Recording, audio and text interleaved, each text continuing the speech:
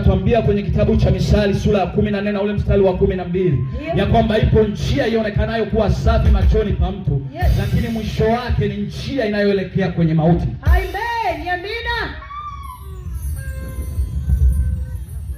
Ulevi ni njia ambayo mtu anaichagua kuishi. Yes. Uzinzi ni njia ambayo mtu anaichagua kuishi. Kabisa. Na hakuna maamuzi utakayofanya asilete matokeo kwenye maisha yako.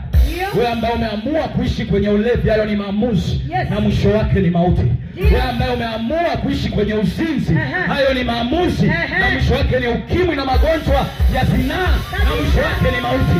Wewe ambaye umeamua kuwa kibaka, wewe ambaye umeamua kuwa mwizi, hiyo ni njia umeichagua. Na mwisho wake ni jehanamu, na mwisho wake ni kaburi, na mwisho wake ni mauti. Hiyo ni njia umeichagua, sio njia sahihi. Biblia inatuambia ipo njia inaonekana kuwa safi machoni pa mtu, lakini mwisho ni mauti. Ni mauti. Sasa mimi sikuja kuzungumzia hizo njia ambazo zinawapeleka watu kwenye mauti. Nimekuja kuzungumzia njia ambayo inampeleka mtu kwenye uzima. Nimekuja kuzungumzia njia ambayo inamfanya mtu aheshimike, kwa sababu vijana walio ndani ya Yesu ni vijana wenye heshima.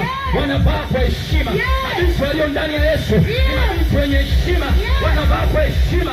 Nataka nikwambie, shetani anakudanganya wakati huu hata ueleweki. Haueleweki kama ni wa kiume au ni wa kike, kwa sababu umedanganywa na mitindo ya dunia, kwa sababu umedanganywa na udanganyifu wa dhambi, kwa sababu umedanganywa na udanganyifu wa shetani.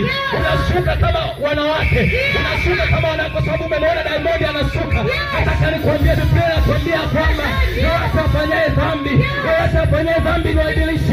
Yote ambaye anafuata tamaa za ulimwengu huu, mwisho wake ni mauti, mwisho wake ni jehanamu. Nakushauri ndugu yangu, nakushauri kijana mwenzangu, fanya maamuzi siku ya leo. Kimbilia kwa Yesu, kimbilia kwa Yesu, kimbilia kwa Yesu.